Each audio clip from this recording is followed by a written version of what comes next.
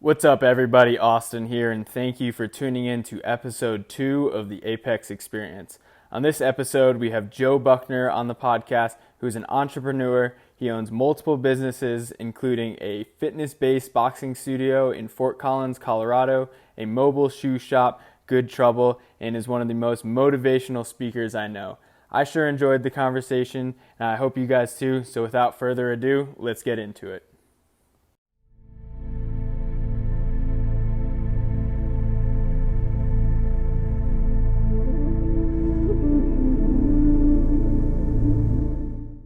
All right, we got Mr. Joe Buckner in the house. I'm stoked to have you in. Glad we got this done.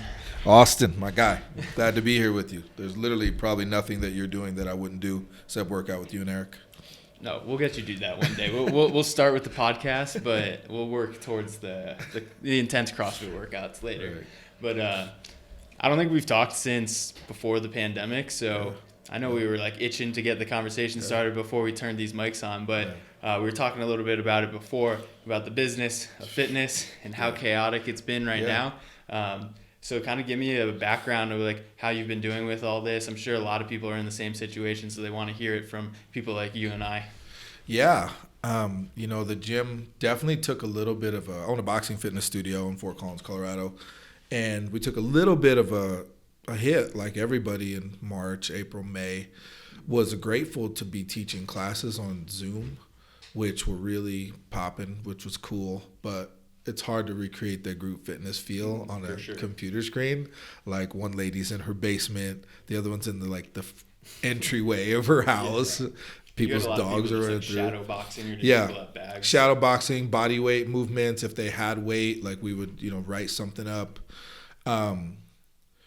Interestingly, I almost closed the gym in April. Mm-hmm. Like after being closed for 2 months, right? Yeah, we've been closed for 2 months, and I was teaching couple classes for Lululemon on Instagram, and the last 2 classes I taught, there was a total of 176 people in them. Yeah. And I text my business partner and I said, we might be onto something here. I literally taught almost 200 people in 2 classes, and I didn't leave my living room.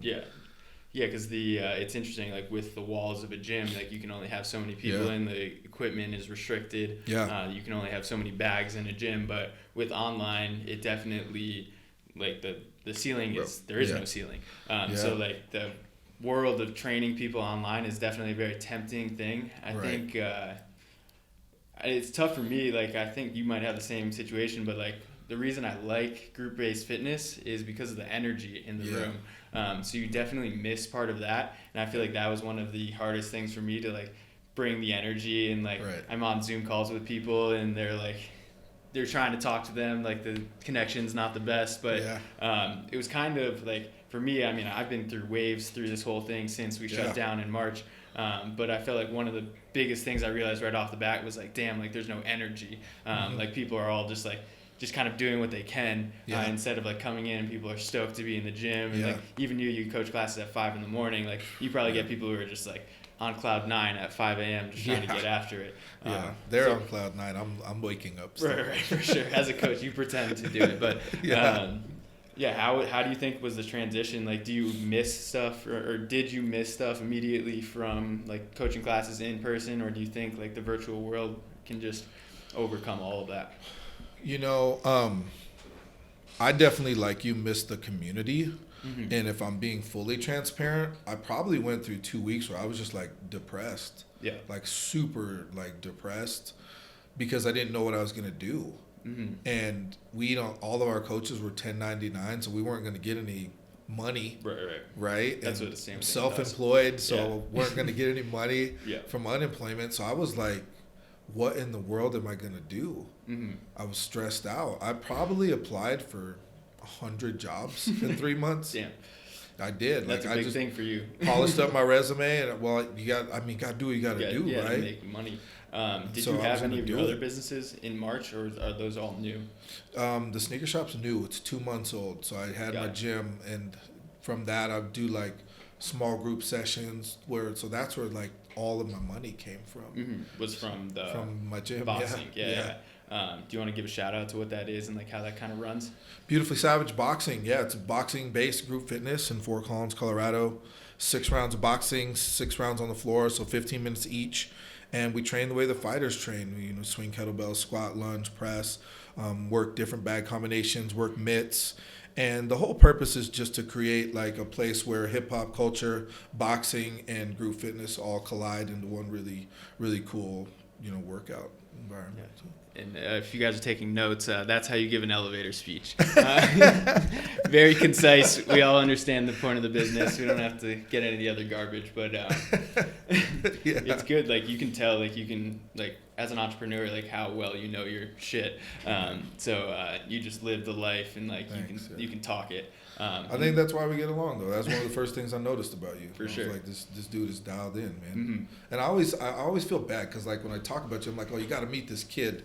I have to give reference, like I'm 45. Mm-hmm. So like I don't mean to like insulting. I'm just like he's young for what like to be as accomplished as you are. Like I'm like I know other people in your age group, and I'm like, dude, you need to meet this guy because you're nothing like him. Well, I think like one of the biggest things with like entrepreneurship and being young, I think whenever you start entrepreneurship, if you've never done it before, you can read all the books you want, you can listen to all the podcasts you want, but once you do it, you're gonna mess things up. Yeah. And I felt like I just like understood that very early on that like this was a window in my life that I could mess things up and nothing really is gonna happen. Yeah. So like I don't have to pay for my kids or anything. Well, I don't have any kids, but like I could afford to not take a paycheck for a long period of time. So I'm willing to just invest in as much time as possible, essentially work for no money, and then just do whatever it takes to be successful, especially with wanting to open up a gym like as big as we did. Like it's either going to take a really big down payment and investment, or it's going to take a lot of time and energy, which both me and you took the prior one, and you just put in as much time as possible, as much energy as possible into making it successful. And then just doing what you need to on the day-to-day basis and just figuring it out as you go. And like obviously looking back at it, you're like, I fucked up a million things. But I don't think there's a way to learn that unless you do it. Yeah. So like regardless of if I started it like the gym at 21 or if I started it at 30, I think it still would have taken me 2-3 years to figure it out. Yeah. And I feel like I'm only scratching the surface now. Think about like I love everything that you shared because that's the part of entrepreneurship nobody shares, right? If you go on like a social media or whatever, it seems like it's 0 to 100. Yeah. People forget the dash, right? That is 5, 15, 35, 55, 70, right? That's where we're making our mistakes, where we're, having that conversation with the customer that 2 years later, like, I probably could have handled that a little bit better. Yeah, where we're overspending on something because we just know it's going to work. Yeah. And then being like, so now here I am with 40 pairs of boxing gloves and nobody wants to buy them. Yeah. Now what? Right? Yeah. So. Yeah. And just like doing things that might not pay off and then not doing things that are been on my to-do list for 2 years and you've just been like, oh, I should have pulled that trigger. And right when you do, you're like, why did I not do that 2 years ago? Like that made so much sense to do at the time. Yeah.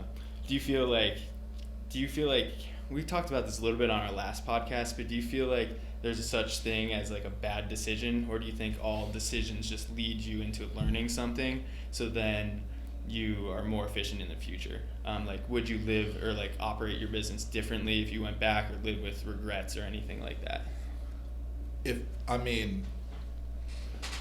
I think you're correct. We can learn from every decision. I think a bad decision is one that maybe empties your bank account. Right? Those could be made a little bit better or slower. If I had it to do over again, and I say this to everybody, I mean, I had a 6-figure year job before. Yeah. I thought I had to go all in, right? In hindsight, for entrepreneurship. To be an entrepreneur. In hindsight, to be a solopreneur, I had to go all in, right? But my classes were early in the morning and in the evening.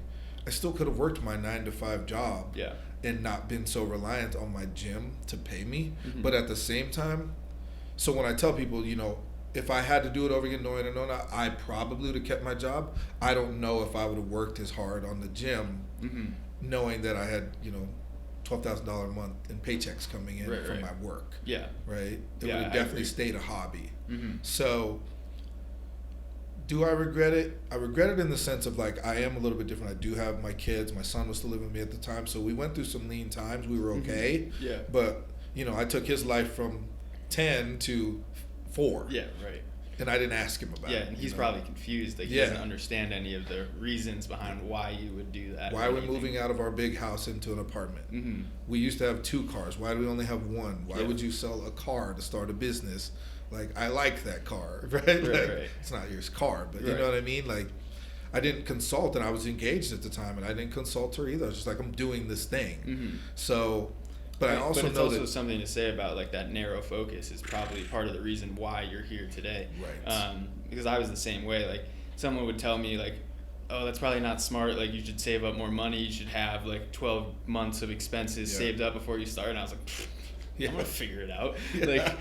Like I have enough money to start, so I'm gonna start. Like, that was the only thing that I was thinking, and that narrow focus probably brought you to where you are today. But it also probably, like for me, I could have negotiated a lot of my deals that I was doing off the bat, like a lot more intelligently and, like you were saying, slower, rather than I would see something and I was like, oh, that works, sign it, and then you're just in it. Like, I mean, if I did it correctly, I probably could have saved hundreds of thousands of dollars at this point. Like, being 3 years in, like, you could have made a huge difference if you did it correctly. But we learned, right? Mm-hmm. And like going forward, like you said it best. That I don't know if they were bad decisions. I learned, and I'm continuing to learn. And I think that's where, like, why one of the reasons why someone like you and hopefully me will continue to succeed is because we never stop learning. Mm-hmm. I think that, you know, my friend Peter's a successful business guy, and you touched on this when it comes to entrepreneurship. I think people like the idea of it more than they like doing it. For sure. Right? Cleaning the toilets and emptying the trashes, and they like the owner title, but not the owner work. Yeah. Like, you know right where you start the business, on your Instagram tag, it's CEO Apex Human Performance. So I was like, I haven't even made $1 from this place yet, but my tagline's the same as it was day one as it is now. So it's like cool to like start off the bat and be like, oh, like work for myself, like I create my own jobs. But then like you definitely are like, I think have you ever read the book The EMyth by Michael Gerber? I've heard of it. I have not read it yet. It's been mentioned to me quite a bit though. So it basically just talks about like you're not an entrepreneur until you can step away from your business and have it run by itself. And it says that if you essentially, when you start your own business and if you have to be there and your business relies on you, you essentially just created a job for yourself. Instead of saying I'm an entrepreneur, which I'm still working towards that. And I think, I mean, we were talking about it before we turned the mics on, that pre-COVID we were getting there. I think we were probably both coaching half the classes we are now. And you have other people running your business and making revenue for you, and that's the whole idea of having a business or a corporation is you can have people under you so then they can make money to support the business and support you, versus now with COVID we kind of backtracked a little bit, but it also says something like, I think half the gyms in Denver have gone out of business, and I think it's because those owners aren't willing to take over those classes again. So like, do you coach classes in the morning and night? Yeah, damn, that's the grind. Coach morning, evening, but like you said, so think 15 classes, right? When I sat down, I was actually the one that made the decision to let our other coaches go. And it was more just math. You know, I sat with my business partner and I said, the business is breaking even. He says, well, during these times, that's a win. I was like, no, I don't want to break even. I would rather take over all these classes and us make some money than just pay the bills, which, amen, during this time, like you said, gyms are closing like crazy, but there's like another gear, right? And so that means I work 15 whole hours a week. Right? Like, yes, we have jobs, but we have pretty cool jobs where we get to wear like cool workout gear and teach people cool stuff. But like, so that was the thing for me was I was like, okay, so I work 15 hours, or I could go work 15 hours at Target. Right? For $9 an hour or something. Just thinking the worst thoughts while you're working at Target. So coaching a lot more classes, morning and night. But also now being very, very fortunate to be in a place where we were able to open, I think, before even y'all down here, May 4th. We've been open since May 4th. Yeah, I think we were like May 15th or May 18th or something. It was like just like 2 months. So like so we closed March 18th, and I think we opened around May 18th. So it was just 2 months. Yeah, so we've been open since May 4th, and again, it was pretty lean in the summer, and then just, I don't know, man, 2 months ago, something happened, and every class started to sell out. We had to increase the capacity. We had to add more classes. Yeah. Do you have a capacity? You have to, or does Fort Collins we can have 20 people in a room. Class. Yeah. Or 25% or 20, whatever's less. So. Ours is still, it's like up to 25 people in the gym. So the capacity right now doesn't necessarily affect us. I think the biggest thing that affects us is that people don't necessarily want to do in-person group style classes. So like there's a less pool of people to pick from. So like marketing is harder. And obviously with our like those 2 months we were closed, like we were paying rent.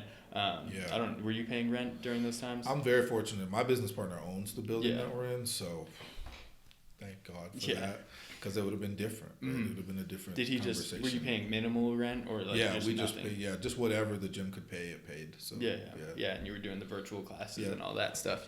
We ran like a huge virtual program just to like stay afloat. But it was also like you were saying, it's like those first couple weeks you have that like oh shit moment where you just feel like you can't do anything. And I was like, okay, we're gonna have to pay a huge overhead the next couple months. I can either just give up, which I think some people just did immediately. Or you can be like, okay, I'm going to shift and adapt to, okay, we're running virtual classes, like prices are the same, who wants in? And if you add enough value, like people are going to stay. So that's kind of how we made it through those 2 months. And then also just like negotiations with our landlord. Those have been like the worst. But they help us and they work with us because they know that we're a business. They know what's going on with COVID.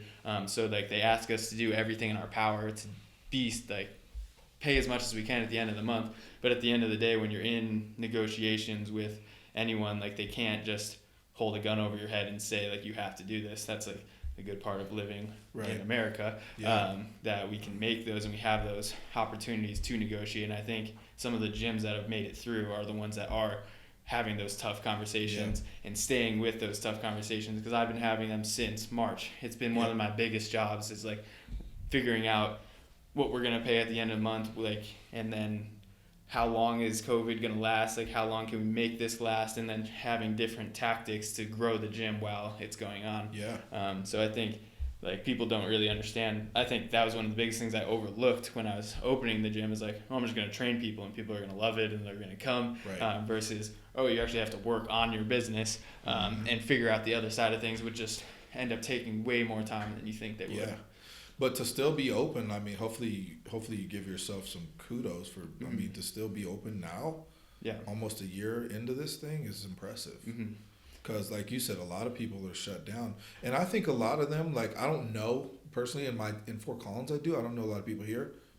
I know a lot of them were ready to shut down anyways. For sure. So it gave them a good reason. Because again, people like the idea of it more than they like the doing of it. How are they shutting down? Are they just stop paying their rent and then we're done? And then their landlord tries to sue them, or? I mean, sure, but they've got all like the rent forgiveness and the like you can't evict people, and so like. I thought that was all like personal. Is that stand for commercial spaces as well? I think it depends too. Like a lot of the people, like Walter, for example, he owns our building. He's a dude. You know what I mean? So he's not like some big corporation that owns a bunch of buildings. So that's a different conversation for.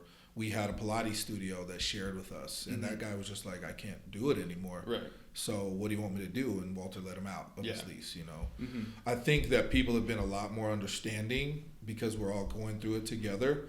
But I do think that there was some people that were just kind of ready to pull the plug, and this gave them the opportunity to do that without feeling like, oh, I failed. It's like, COVID, had to close my business. I think some people, I mean, like you were saying, like some people are just at a certain point, they just like hit that point. They're like, oh, I'm not going to do this anymore. I'm going to go apply at Target. We'll keep using that example. I think I could get a job at Target if I needed to. Probably. But I feel like my mentality, I mean, I've gone through dips and I've gone through highs for sure that, but just that thing that goes through my head is like, you can't fail if you never quit. Yeah. So if you just keep going, and I've said it for the past, it's probably been like 6 months of being like in a real shitty situation, where you're like just trying to figure it out day by day. But just like trying to be resilient and going through it, so then you can just exhaust every option, and then don't quit until you've exhausted every option. And every time I start pushing myself down that road, it's like, okay, we found out what's the solution, and then we can keep going another month. All right, let's keep going another month. All right, we're bringing in more money. All right, let's keep going. And that momentum comes. And I think now it's 2021. Like, if you don't have it figured out by now, it's like, okay, you're going to be in this place for a while. Yeah, and also, like, I personally believe, I'm not an expert or anything, anybody that can weather this storm is going to greatly benefit when things like open back up, right? For sure. Because people are still going to want to train, and they're going to train at the best places. So anybody that can make it through this is going to be in a really advantageous position to capitalize on that. Yeah. Like, I think, I don't know what the timeline's going to be, but like one of my mentalities going into this year is just like, you can't control it, so why worry about it? So you can make all the predictions in the world, but like, you have to have a plan for if it goes back to lockdown or if things open up like immediately. So just preparing for everything, and I feel like having that mental resilience again to do that is super important.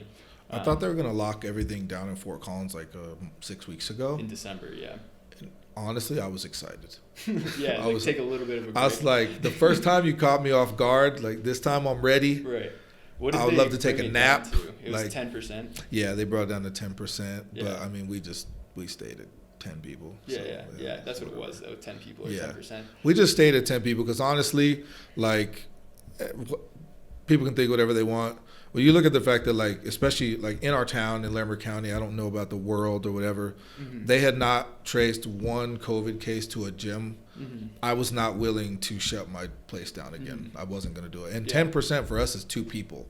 At that point, there's no reason to even be open. So I just sat with my partner and I said, we might differ on this. I don't know. I'm not doing it. Yeah. I said 10's the least I'm willing to do. I'm not going anything below that. He stood by me. So yeah, well, I think like one of the strong things about like what you're saying there is that if everyone had that mentality, then rules and regulations might change. And I think that's what's happening now is when people are seeing things that they don't like that the government is doing, you can stand up for it. Like that's the whole idea of having like group rallies and stuff like that. So you can rally around whatever you want to rally around, and things will change if you get enough people around it. So like there's being like shutting down businesses and not having proper payment protection for small businesses. Like the big businesses, they're growing. Like it's crazy. Some of these airline industries have grown by 25% the last year. And then they get a $30 million, I think it was a $30 billion bailout. And then their CEOs get a raise, and then they lay off all their employees. It's like, okay, like let's step back, United States government, whoever's giving these loans, like let's make sure the money that we're using is going to efficient places. So then people like you and I can get their protection or their rent protection or anything. Like you need to think about the small guys just as much as the big guys. And I actually liked what you said earlier too, just about like grit and perseverance, because I believe that there's a madness to being an entrepreneur. Like I bet Elon Musk is a little crazy. For sure. Like I bet like if you just sat with him for 2 hours, you'd be like, he's a pretty crazy dude. Yeah, well, he just says like things that you wouldn't necessarily even think about thinking about. But think about like 85% of businesses fail in the first year. So for anyone like us to say, yeah, but not me, there's a little bit of like madness to that. Like, well, why not you? I don't know, but not me. Right. So here I am 4 years later, 3 years later, whatever, like not me. Right. That's why I feel like we're able to push through these tough times and have that like grit, but almost like it's like Captain America when he was little at first. And the dude was like beating him up and he just kept getting up and fighting, and finally the dude was like, whatever, man, and just walks away. But he still wanted to keep fighting, right? It's almost like that's the mentality that we have, that this doesn't make sense to keep getting beat up, because in reality, I could go back to selling copiers, Yeah. have $150,000 a year job, Mm-hmm. I'd be fine. Yeah. My life would be great, Mm-hmm. right? Nobody's going to you complain would, about that. I'd be interested to see like if you went back, because I think for me, like I know I could get a job that pays 6 figures, like Easy. Sales job, whatever. I could do real estate or sell mortgages or whatever. Like you can make commission, but I think I would just be not fulfilled in doing that. And then also the idea of entrepreneurship is like you can create something that makes you passive income. Yeah. That after a while, like I just knew the dead end of like working for someone else. Like say you make $100,000, $200,000 for 6 years straight, you save up whatever $250,000. It's like, okay, now what? Yeah. It's like you can retire for a year, 2 years. Yeah. What about the next 40 years? Right. Like, so you got to be planning for that. Do you feel like you prepare for that stuff, and like that was one of the reasons you go into entrepreneurship, or like some of your new businesses, or like what's kind of your motivation behind wanting to be an entrepreneur? For me, it was about creating cool shit. Mm-hmm. Can I say Yeah. Okay. Yeah. I want to create cool shit that brings value to people's lives, right? Mm-hmm. So like, yes, I have a boxing studio, group Yeah. fitness studio, but really it's a place where I teach people how to fight Mm-hmm. for whatever it is they want. Yeah. Right. The sneaker shop, yes, it's a cool thing. Sneakers are cool. Apparel's cool. But really for me, it's about creating a feeling. So we do one-off events, pop-up shops, things Mm-hmm. like that. It's just about creating a feeling of belonging. Like Yeah. I belong to something that's cool, that makes me feel good. But we also have a giving component. Like, so for every pair of socks we sell, we give away a pair of socks to the homeless shelter. Mm-hmm. So we donated like 3 dozen pairs of socks at the end of the year after Yeah. our first month. So Mm-hmm. it's really about creating for me more than it is about being an owner or Yeah. any of that kind of stuff. Mm-hmm.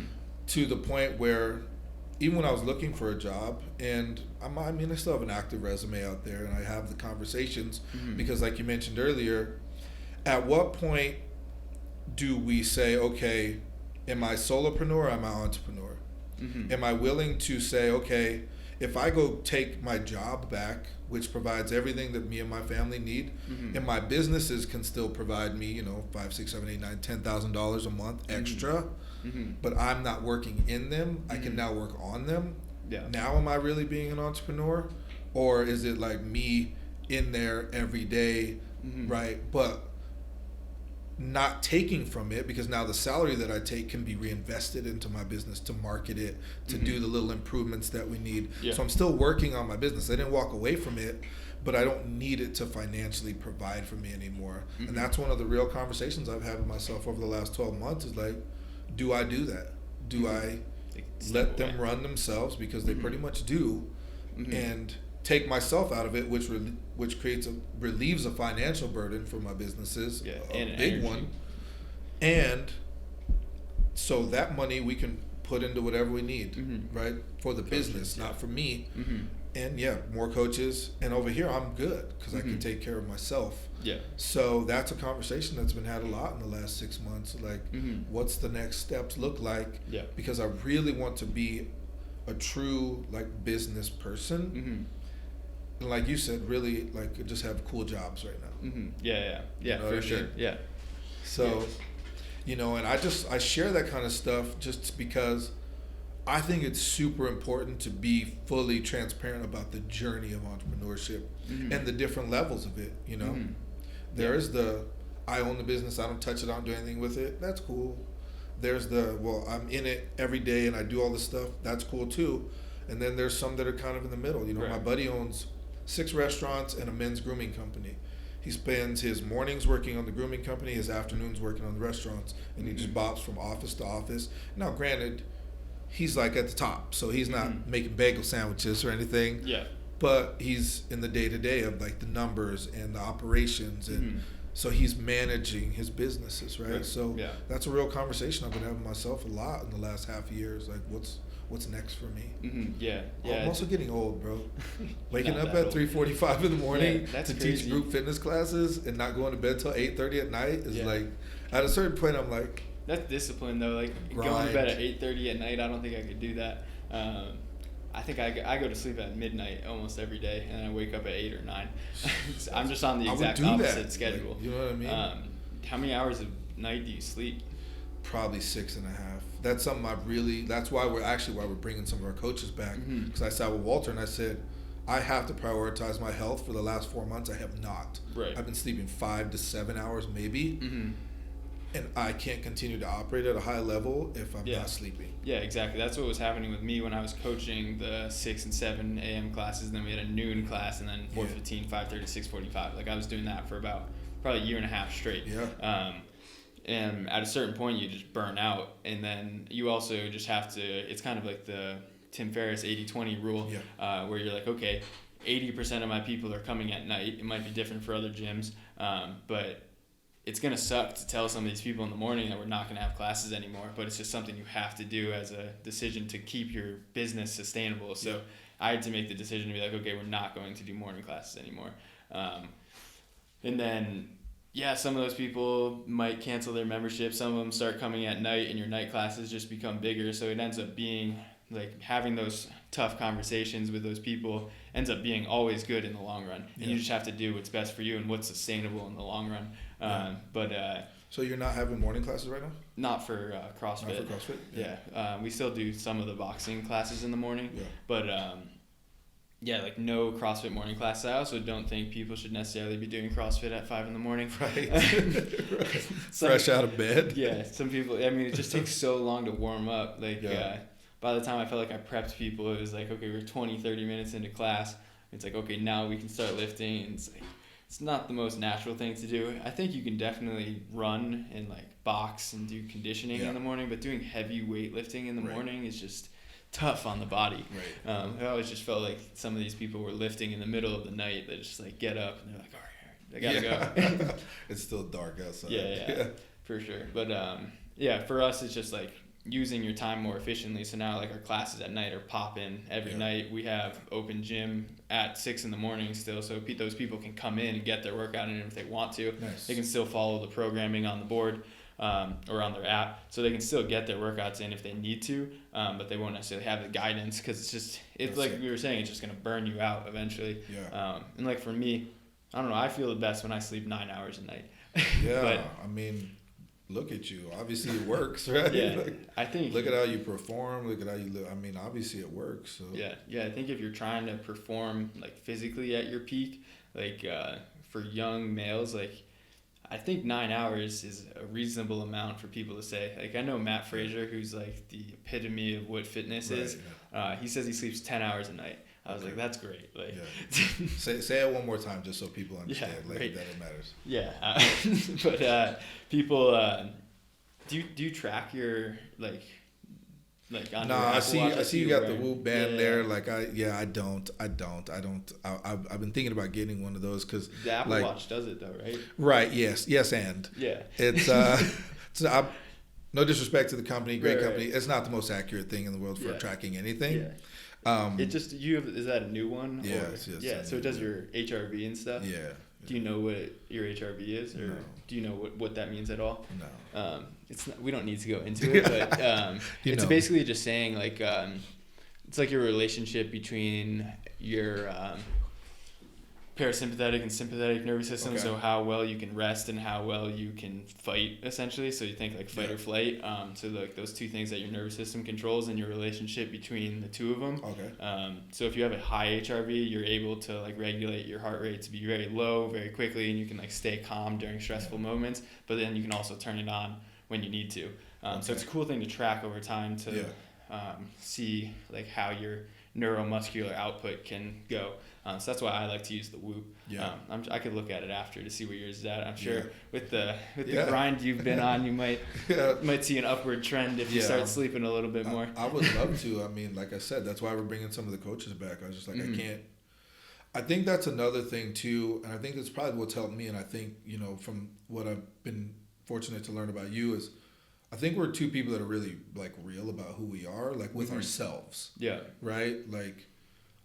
I'm honest with myself. I'm like, dude, you can't do this anymore. So now you need to go have a conversation with your partner, your business partner, and say, I can't do this anymore. Yeah. What are we going to do? Right. Even if it means I get paid less. Yeah. Because my salary comes out of the gym, pay me less, bring back 2 or 3 coaches.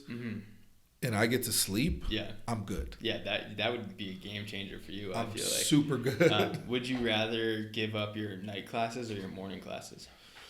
I'd rather give up the morning classes because our morning people have been with us since almost day one. Mm-hmm. So we don't, I mean, you know this, you don't get a lot of brand new people at 5 a.m. anyways. It's just not the time new people show up. Yeah, exactly. But that group is so like dedicated. They're there 6 days a week. It's kind of like you said, I could just write a workout on the board and walk out the front door and they'd do it. Mm-hmm. They know when the timer's supposed to stop. Like, so my impact on them is not as great as it is on the new people that show up to that place. Yeah. And so I would give up the morning classes also because if I look back from when I worked in sales to now, I've been waking up at 4 a.m. since 2013. Yeah. But not sleeping at night. Right? Yeah. Just like, oh, I get up because you got to get up early to be successful. And it's like, right. Not really. I think that's an important thing to talk about too is I think early on in entrepreneurship and when I was a personal trainer as well, I was like, oh, I'm waking up at 5 a.m. I'm doing something. Like, that's what everyone tells me to do. Like, there's that book, The 5 a.m. Club. Yeah. I'm like, oh, okay, like, got to do it. You got to work every hour of the day from 5 a.m. till 9 p.m. or whatever. Yeah. But I think it took me a while and a lot of self-work to realize like what works best for you. Yeah. And if I look back to when I was a kid, I would always do my homework at like 10 p.m. and start doing it in my room like by myself, and I would do all my work from like, and I would stay up late sometimes. I would stay up till 2 a.m. or something like that. Yeah. So rather than for me like waking up really early, for me it's kind of staying up really late, which it sounds weird and people are like, oh, staying up late is bad. But if you can have like the way I have my schedule now is like I don't necessarily have to wake up at any time. So if I am feeling good and I want to grind and it's midnight, like I'm in the position now where I'm confident enough to be like, okay, like I have like some juices flowing. Like I'm gonna do this work because it works best for me. And tell anyone who's like, oh, you have to wake up at 5 a.m. to be successful. I'm like, that doesn't work for me. Like if I'm doing the work, it doesn't matter when I'm doing it. And then also again, like taking care of yourself. Like when I gave up the morning classes, it just like release so much stress off my plate to be like, okay, I can sleep in to like whenever I want, and when I'm feeling good I can work, and when I don't feel good I don't have to work. Whereas like when at nighttime for me, like the 4:15, 5:30, like I'm always awake at 4:15 and 5:30 p.m. Like if you're not awake at that time, like your schedule's real weird. But it just you just have to find what works best for you. You know, and like people don't have to stick themselves in a box and be like, I'm an entrepreneur, I'm going to wake up at 5 a.m., I'm going to work at this. So it's like maybe it's staying up late, maybe it's being more efficient with your time and really doing a time audit of being like, how do I spend my time throughout the week? Do I spend 3 hours a day looking at social media or playing video games? It's like, okay, that 3 hours is draining your energy. Absolutely. And just putting so much stress on your body, and you just get those dopamine hits. So then when you put your phone down, you're depressed and all that stuff. So it's like, if you can do an audit and look at yourself truly, you're just going to be way more successful in the long run. 100%. I love that you said that. Have you ever heard of Dr. Michael Breus? Mm-mm. So it's Breus, and he's called the Sleep Doctor. Mm-hmm. But he wrote a book about the different chronotypes, and that he talked about that. He said, you know, everyone has their time of day. There's 4 different types. He's like, not everybody needs to be up at 4 a.m. Mm-hmm. Some people stay up late and they do their best work. Do you know what yours is called? It's like I'm the lion. Is that the morning one? Yeah, the morning. Yeah. I think I'm the wolf. The one. Stay up at night. Yeah. So I really, when I read that, I mean, because he said like, these times of day are the best time for you to do everything. Mm-hmm. Work out, sleep, you know, be with your loved one, whatever. Like, this is when you should be doing these things. So for you to stay up late, if that's what your chronotype is, that makes perfect sense, because that's when you're like operating at a high level. Mm-hmm. Whereas me, I haven't seen midnight in so long. Like, I don't know what I would do if I was awake at midnight. Even New Year's, going to sleep 10 a.m. or 10 p.m.? 8 p.m.? Yeah. That's great. I'm like the person who, I have like tried to meet friends out for like a drink or something. And my friends joke because they'll say, we always know when you're about to leave because we'll see you and you're counting on your fingers how many hours of sleep you're going to get. And we know that's when you're about to get up and leave. You're like, oh, I'm getting down to 5. Probably I do it. I'm like, all right, I got to go, man. I got to go. So, what's like your minimum that you would accept? 5? I mean, even at that, I feel like a freaking zombie. You know what I mean? For sure. But I mean, I'll take it. Yeah. What do you feel like is the minimum amount for you to be like, oh, like I slept, I'm good enough for the day? I mean, probably 4.5. 4.5? Damn, that's crazy. Yeah, but I know I'm not operating at a high level at that. I just know I can make it. Yeah.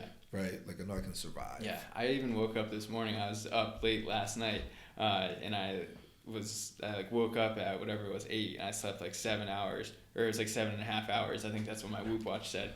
I was like, I'm going back to sleep. Yeah. I was like, I feel like shit right now. I don't know why. And I slept like an extra, I think it was 45 minutes. And I was like, I'm good now. I'll go work out the rest of the day. Yeah. We can have a good conversation in this podcast. And you just start working at a higher level, which, like, if I do 4 hours of work at a high level versus 8 hours of work at a low level, I'm probably going to get more done at those 4 hours, especially making those high level decisions where you can just look at your to-do list or things that you wrote down. You start chipping away at them, boom, boom, boom, rather than just busy work. Oh, I'm going to post on Instagram. Oh, I'm going to make this, like, some shit that doesn't actually matter. You know, a big part of my inspiration for it was, like, actually you guys, like you, Eric, like, just seeing how serious you guys are about your recovery. I was like, you know, these guys not only operate at a high level, but they really look like they're having fun in life, right? Yeah. And that's inspiring to me. And so that was a big part of it. I was just watching you guys, whether it's mountain biking or I'm still not getting in the ice cold water. But we'll do podcast, CrossFit, then ice bath. Well, if we get you in the sauna, you'll be like, all right, I'll go the sauna. In the water. But no, just watching you guys really inspires me, man, because you guys look like you're just having fun with life while also working hard, right? And so I just started doing, like you said, an audit of my life, and I'm like, okay, don't sleep very much, probably need to eat more. Okay, at least you drink water. So we're doing that. You show up to your workout 3-4 days a week on a good week. So you're doing some things, but, like, this sleep thing is negating the rest of it. So get on it. I think like something that is so important about when you were saying, like, the gym closed down, you were like, are you looking forward to the gym closing down? Because it gives you some time to, like, step back and be like, okay, if my life is a blank slate, I'm not attached to anything. Like, I don't necessarily have to do anything. What do I want to keep and what do I want to get rid of?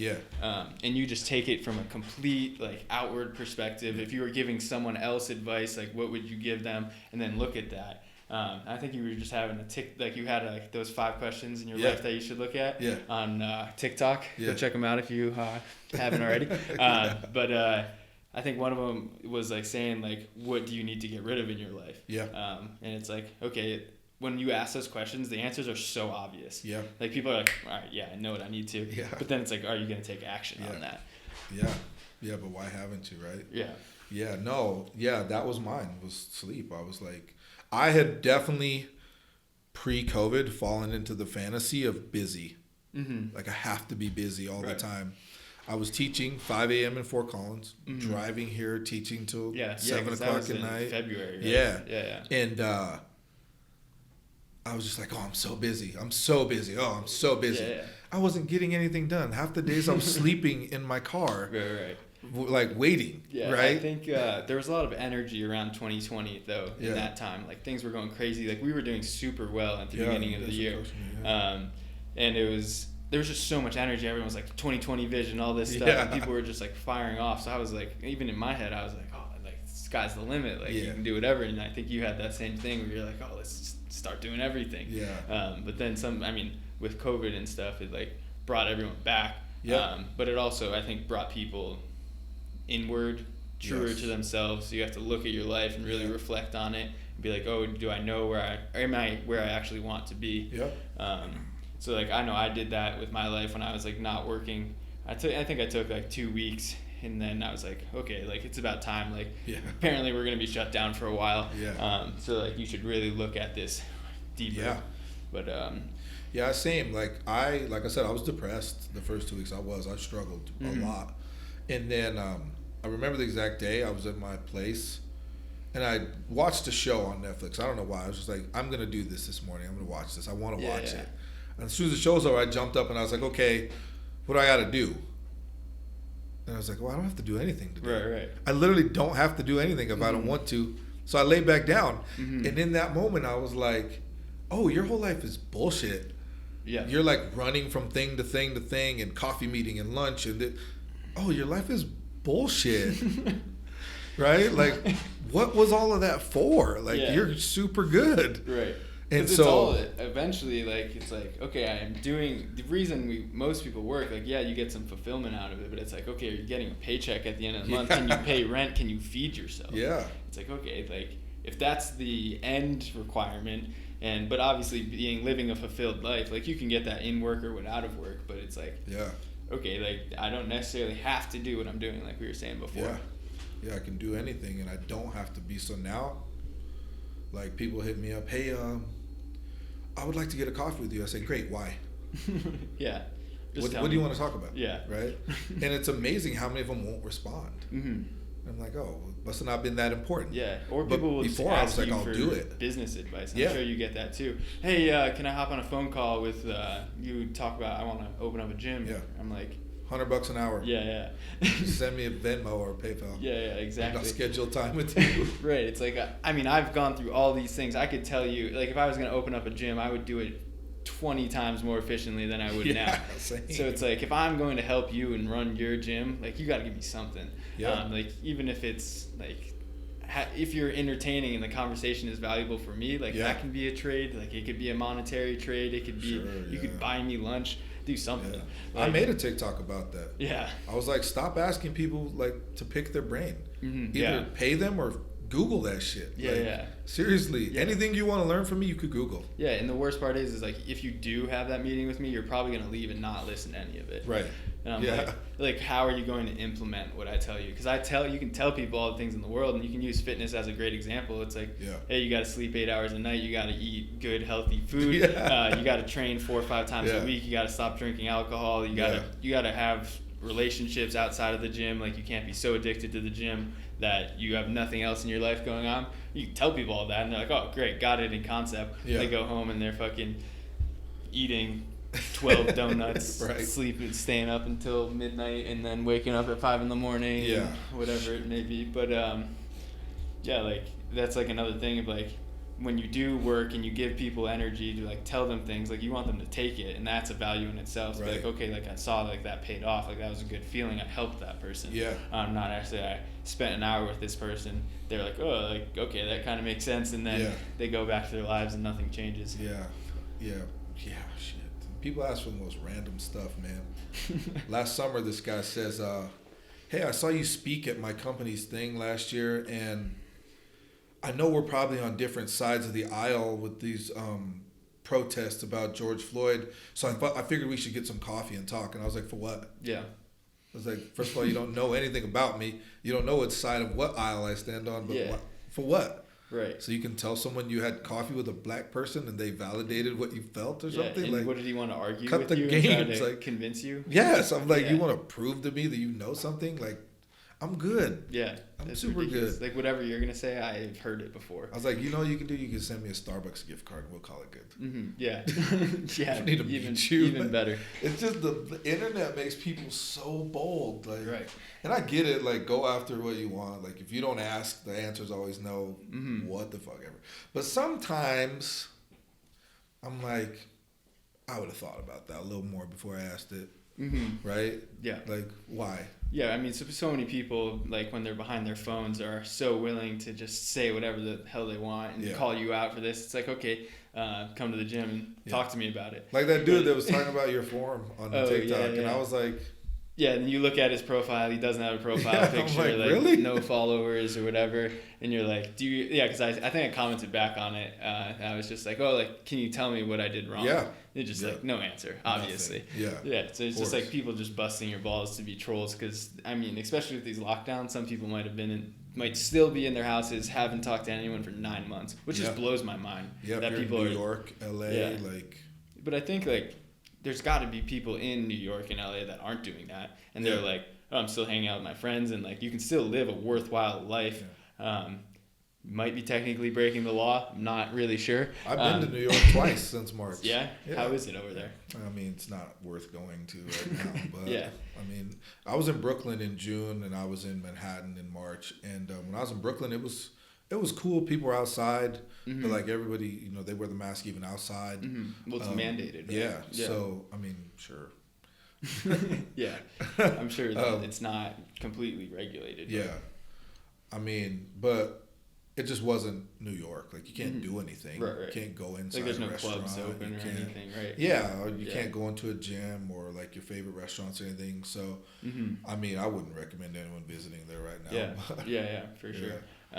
It is crazy. Like when you do go to different places, like even in the United States, like I was in Texas and people were like deliberately not wearing masks. So you're like, okay, like this is happening over here. And I mean, like, I didn't leave Denver for 9 months before that. I hadn't traveled. You're just like so in your bubble, and like people are just so easily, and even myself, are so easily to just accept like what things are. So then you just start operating like that. But it's interesting when you go to different places just to see like people are just living like certain lifestyles that you wouldn't even expect it to be. Yeah, I'm still traveling. Yeah. Do you fly and stuff too? Yeah, I flew from that summer. So I went to New York and Connecticut in March. Then I was in Brooklyn. I flew from New York to Arizona, which was two completely different worlds. Because Arizona, they're like, there is no virus. And then I flew from Arizona to LA.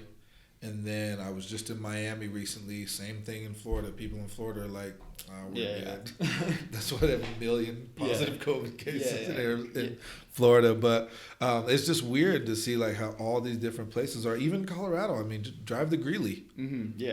Or Colorado Springs or whatever. Just drive an hour in one direction, and it's completely different. You know? Yeah, it is like weird. Like one of the biggest issues that I've had with the regulations is just the inconsistencies with it. So I've done a lot of research on it and like how the virus transmits and stuff like that. So it's like, okay, if we were actually going to do what you're saying that we're supposed to do with government lockdowns and control the curve and like kill the virus, all this stuff, it's like, okay, we need a full comprehensive plan to really make sure that that works in order for me to be confident to go forward. But if you're like, this state over here is not following it, this state is going to follow it, people are allowed to travel in between state lines, airline industries are packing planes, you're sitting right next to people. So it's like, okay, if we are going to come up with a plan to do this, let's come up with a real plan that is science-backed, that everyone's on board with. And if we're not going to come up with a plan, then let's just go the other direction. And let's figure out what that looks like. Because this middle ground isn't helping anyone. No, I think that probably causes the most frustration, right? It's like, I can't walk into a restaurant without my mask on, but when I sit down, I can take it off. But if I stand up to scratch my back, I got to put it back on. Can't walk across the aisle to say hi to my friend, because God forbid, right? But like, I could drive 35 minutes to Cheyenne, and I can do whatever I want. Right? I can do whatever I want. Nobody cares. Right. And like we were talking about a little bit before earlier, but like the government backing, it's like, okay, if you're going to shut down a small business and make it illegal for them to occupy the space, you better be covering their rent. Amen. Like, that needs to be a thing. And like, I mean, it's January 21st right now. There's a new administration coming in. So I'm interested to see if things like that do happen or which direction they're going to happen. But if we're seeing like the same old, I think that people need to start having these conversations and be more transparent about it, because I think a lot of people shut down when you start talking about politics or whatever, and you need to be able to just be like, okay, let's have an open conversation, look at the facts, and then make a decision going forward. Absolutely. And I think like you touched on something earlier. I just told my business partner, I was like, I'm not shutting this gym down again. Yeah. Literally, I said, they'll have to send the National Guard in here. I'm not doing it. Like, if more people did that, though, it'd be interesting to see what happened, because you can't make us all. I think there would need to be some sort of organization before you do that. So, like, I don't know if there's a National Fitness Association, but if there's not, we should make one. And where you have a board to be like, okay, government mandates are coming up, like we're going to shut down. Every single person in this union, don't shut their gym down. And see what happens. No, let's just see. Let's see what happens. And just don't let anyone inside your doors if they don't have a warrant, because they're not allowed to. Like, we'll go through all the regulations and then be like, okay, what happens if we don't shut down? Worst case, we get on the news. Yeah, exactly. Get some free publicity. And then Barstool will give us some more funding. They'll give us some cash, right? Have you seen that Barstool fund at all? I meant to apply for it, but I never did. I don't know what's wrong with my brain that I just like don't want help.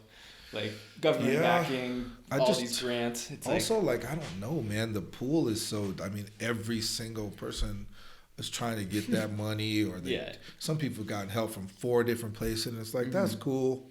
I don't know. I know what you're saying though, and it might be a little bit of machismo. It might be a little bit misguided. There's some pride involved in like, for sure. I didn't get any help and I still made it. I like telling people it too. It's like, no, I didn't get a PPP loan. Like we didn't accept it. Like the government's trying to fuck us. Whatever. Like you can say all that shit. Yeah. Which is like it's like fun to say, and like we made it through without it. But like it would have been cool if I got a $60,000 check or something. It wouldn't have sucked. I mean, it wouldn't have sucked for sure.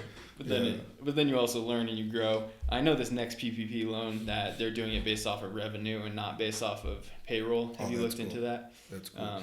My business partner is like, he was on top of it this time. He's like, I already applied for this grant. I'm like, do you, bro? Yeah, so I think we'll get money. It's my guess. I don't know. It says that you have to have your revenue drop by 25% from last January, which I think we're at that. Yeah, ours was about 30. Yeah. So, but I also like, are they just going to give you a paycheck for one of your months? Because that doesn't make sense. Like, if you're going to do that, like this pandemic is what it's not. We're on month 11 now or something.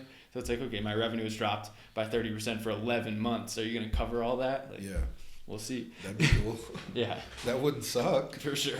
I would accept that help. Yeah. We'll be having like new treadmills and shit in here and everything. It's like, but it also rewards people for not necessarily like figuring out how to make more revenue. So like, what do I do? Like if my online training, whatever, like made up that ground. It's like now because I worked hard, I didn't get money for it. Yeah, that's true. So that's kind of how it works, unfortunately. Though. Yeah. That's sort of how it works. Yeah. But I don't know. We'll figure it all out. I think a lot of things will be coming in the next couple months. Yeah. As summer comes, I think business will start thriving again. Like last summer, restaurants opened and stuff. Yeah. So hopefully we can all be back to normal. Jeez, that would be awesome. I would love that. For sure. Do you have any last words for anyone? Some motivation? No, man. I'm just grateful to have this opportunity to have this conversation with you. It's been fun. I appreciate you having me on your show. You're someone I admire, so I love being able to talk with you. So it's cool to be here. For sure. Yeah, well, I appreciate you coming down here. Of course. Do you want to plug in your Instagram or anywhere where people can find you? Yeah, you can find me at Mr. Joe Buckner. Gym is at Beautifully Savage Boxing. And my sneaker shop is at Good Trouble Shop. But you probably do better off following me on TikTok at Joe Buckner because I don't really do too much on anything else anymore. Yeah, for sure. I think the TikToks are the best. I love like the little tidbits. You just get a little bit of motivation. You're like, all right, I'm going to put my phone down. I'm going to get back to work. Yeah, 15 seconds. 15 seconds and we're moving on. All right, brother. Well, I appreciate you, and we'll have to do this again. All right, fam. Appreciate you.